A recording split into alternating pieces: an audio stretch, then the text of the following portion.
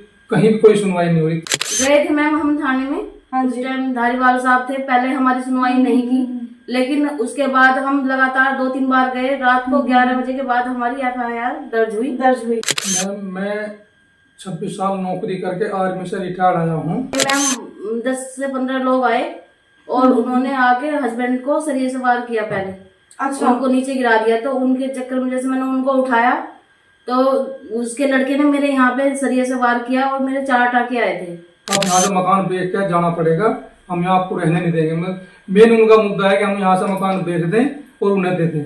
फिर भी जो उनके साथ लोग थे उन्होंने भी मतलब मुझे नीचे घेर दिया और मेरे गुप्त अंग में भी कई लाते मारी, चोट मारी, थप्पड़ लगाए उन्होंने मुझे, क्योंकि वो कैंट बोर्ड में प्रभावशाली व्यक्ति है। हाथ जोड़ के मेरी रिक्वेस्ट है क्लेम थाने से भी और कैंट बोर्ड से भी कि इस पे मतलब सुनवाई हो हमारी। मेरे 10 फीट के रास्ते पहले उन्होंने बाथरूम बना दिया था। नमस्कार साथियों, आज हमारे साथ विद्यानंद पतंजलि जी हैं जो कि मेरी धर्मपुर विधानसभा से हैं और काफी सारी इन्हें समस्याएं वहां रहते हुए फेस करनी पड़ रही हैं, जिसको लेकर ये आज मेरे पास आए हैं। तो आइए सुनते हैं कि क्या इनकी समस्या है। सर क्या करते हैं आप? मैं 26 साल नौकरी करके आर्मी से रिटायर्ड आया हूँ। आर्मी से रिटायर होके सर आए हैं। बहुत ज्यादा बुरी बात है कि आर्मी से कोई रिटायर होके आए और इस एज में, और जब शांति से उन्हें अपना जीवन जीना चाहिए तब उन्हें इस प्रकार की समस्याएं फेस करनी पड़ रही हैं। सर बताइए क्या समस्या आपको आ रही है? मैम, मैं एक प्लॉट लिया था land number 3 Clement town cantt board के अंदर। अच्छा। उसमें मुझे 10 फीट का रास्ता है मेरा पर्सनल। उस पे बबीता कुमारी पत्नी विनोद कुमार जो कैंट बोर्ड में अधिकारी हैं, अच्छा, अभी रिटायर हो गए, तो उस टाइम अधिकारी थे वे वहीं पे मौके पे। उनके द्वारा मेरे 10 फीट के रास्ते पे लगातार अतिक्रमण किया जा रहा है। अच्छा, तो कैंट बोर्ड के जो अधिकारी हैं वही आपके पड़ोसी भी हैं और क्या कहते हैं, उन्होंने ही अतिक्रमण किया हुआ है? जी, मेरे 10 फीट के रास्ते पहले उन्होंने बाथरूम बना दिया था और पूरा भी 3.5 फीट का रास्ता मेरा ब्लॉक कर दिया पूरी तरह से। मेरे 10 फीट के रास्ते में खिड़की सज्जे सब निकाल दिए। अच्छा। मैं अपनी फरियाद लेके DM साहब के यहाँ पे Lucknow, Delhi, cantt board Clement town, chairman cantt board Clement town, हर के पास कानूनी दायरे में रह के काम कर रहा हूँ, लेकिन कहीं भी कोई सुनवाई नहीं हुई। कैंट बोर्ड उसे लगातार 2022-23 से 7 दिन का टाइम देकर 10 दिन का टाइम देकर अतिक्रमण हटाने का उसे निर्देश करता है।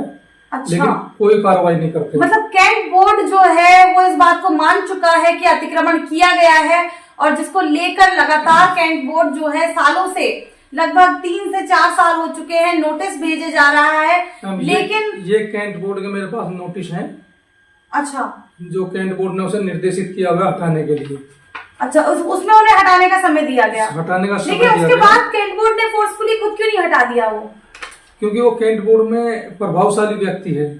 अच्छा, कैंट कैंट बोर्ड बोर्ड की में भगत प्रभाव होने के कारण से इनके जो निर्देश दिए जा रहे हैं उसका पालन नहीं किया जा रहा और लगातार जो है कानून का उल्लंघन किया जा रहा है, नोटिस नजरअंदाज किए जा रहे हैं और जो ऑर्डर्स उन्हें हटाने के लिए, अतिक्रमण हटाने के लिए दिए जा रहे हैं, उन पे भी जवाबी कार्रवाई नहीं की जा रही।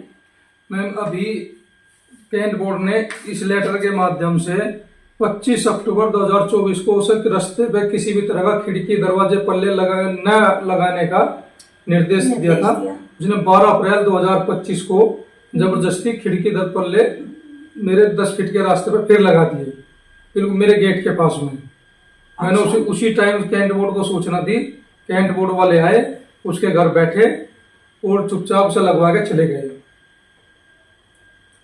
अच्छा, तो काफी मुझे लगता है कि उनका प्रभाव कैंट बोर्ड पे ऐसा है जिसके कारण से कोई भी कार्रवाई नहीं की जा रही और लगातार जो है ये स्पष्ट रूप से जो है ये नोटिस में लिखा हुआ है, साफ तौर पे नजर आ रहा है कि ये जो नोटिस है उनमें साफ तौर पे नजर आ रहा है कि कोई भी अतिक्रमण वहां नहीं होना चाहिए, लेकिन उसके बावजूद वहां लगातार अतिक्रमण किया भी जा रहा है, उसे बढ़ाया भी जा रहा है और उस पर कोई कार्रवाई नहीं हो पा रही है। ये कुछ तस्वीरें सर दिखा रहे हैं।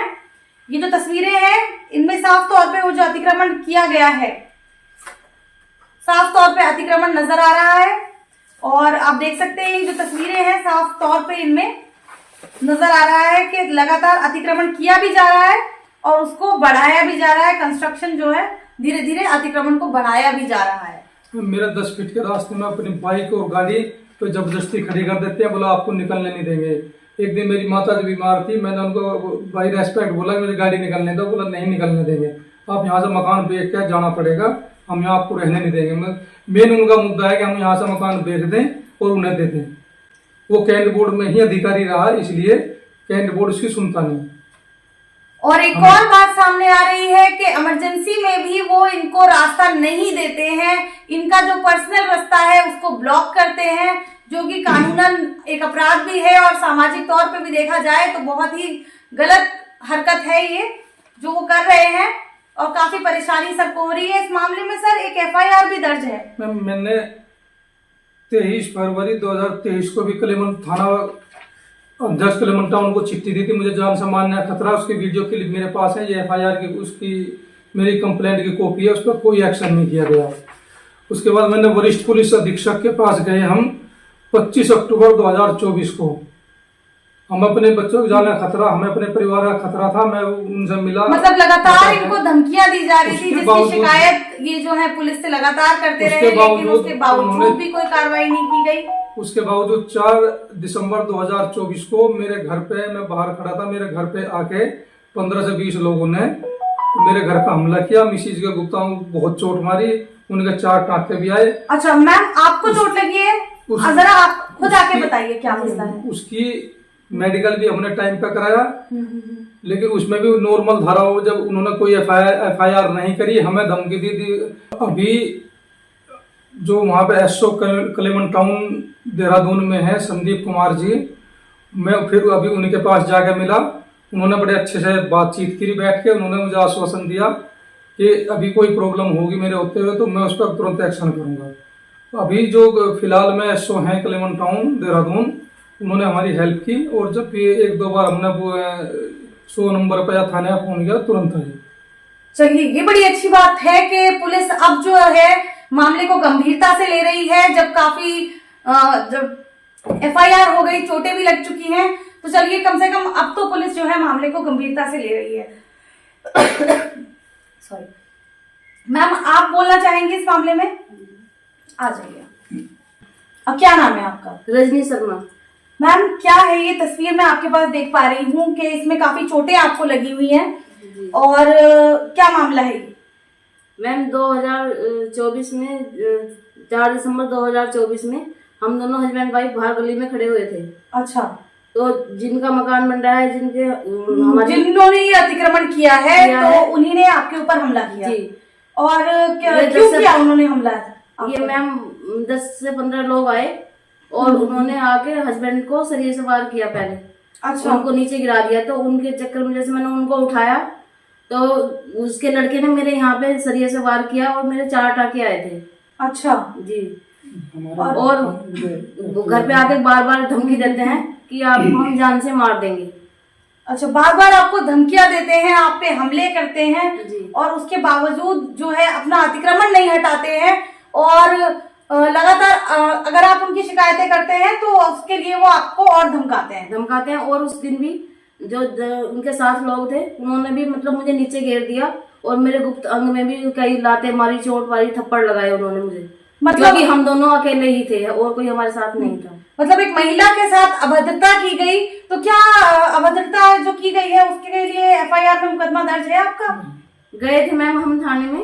उस टाइम धारीवाल साहब थे, पहले हमारी सुनवाई नहीं की, लेकिन उसके बाद हम लगातार 2-3 बार गए। रात को 11 बजे के बाद हमारी FIR दर्ज हुई जी। और मैं देख पा रही हूँ, लेकिन उन्होंने कोई मतलब उनके ऊपर वो नहीं करा, उनको अरेस्ट नहीं किया, और साथ में बहुत ही हल्की धाराओं में इनका जो मुकदमा है वो दर्ज किया गया।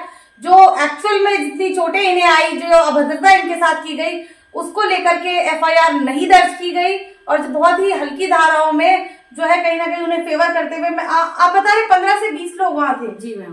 तो लेकिन बस उनका 5 का ही नाम लिखा गया, ज्यादा लोगों का नाम उन्होंने FIR में भी ज्यादा लोगों का नाम नहीं लिखा गया। 15 से 20 लोग जो है हमले में मौजूद रहे, लेकिन उसके बावजूद सिर्फ 4 से कितने लोगों पर FIR दर्ज हुई? 5। सिर्फ 5 लोगों पर FIR दर्ज। हमारे सारे फोटोज हैं, मतलब हमारे पास वीडियो है, वो पूरी घटना की वीडियो इनके पास मौजूद है। उसके बावजूद भी पुलिस ने जो है उचित कार्रवाई ना करते हुए हल्की धाराओं में मुकदमा दर्ज करके कहीं ना कहीं फायदा पहुंचाने की कोशिश की है अपराधियों को। जी, और हम चाहते हैं, हाथ जोड़ के मेरी रिक्वेस्ट है क्लेम थाने से भी और कैंट बोर्ड से भी कि इस पे मतलब सुनवाई हो हमारी। तो आज जो मैम हमारे पास आई है उनका मेन जो पर्पस है वो ये चाहती है कि ये जो मामला है ये कैंट बोर्ड जो है इसका संज्ञान ले, इसको सीरियसली ले और जो अतिक्रमण है उसको हटवाने का काम करे, ताकि आइंदा इस मामले में ये ना उलझे रहे और जो है ये अपनी जिंदगी में और भी चीजें हैं करने के लिए, तो ये जो है एक ही चीज में उलझ के रह गए हैं कहीं ना कहीं और इनके ऊपर लगातार हमले हो रहे हैं, धमकियां मिल रही हैं। तो इस मैटर को जल्दी से जल्दी सॉर्ट आउट जो है कैंट बोर्ड करे। मैम मैं ये रिक्वेस्ट करना चाहूंगी, मेरा छोटा बेटा है 8 साल का, वो भी मतलब बाहर खेलने के लिए नहीं जा सकता, वो डरा हुआ रहता है और हस्बैंड जो है शुगर के पेशेंट है, वो दिन रात इसी फाइल को लेकर घूमते रहते हैं, लेकिन कोई भी हमारी सुनवाई कहीं नहीं हो रही है। 3 साल हो गए लगातार। तो देख सकते हैं आप अतिक्रमण का जो दुष्प्रभाव है वो बच्चों पर भी पड़ रहा है। बच्चे भी बाहर नहीं निकल पा रहे हैं क्योंकि उनपे भी हमला हो सकता है, बच्चे भी डरे हुए हैं और इस प्रकार से जो है ये माहौल हम अपनी धर्मपुर विधानसभा में नहीं देखना चाहते। इसलिए मैं जो है दरखास्त करती हूँ कि कैंट बोर्ड जो है इनका मैटर जो है जल्दी से जल्दी उसका संज्ञान ले, जल्दी से जल्दी उसको सॉर्ट आउट करे।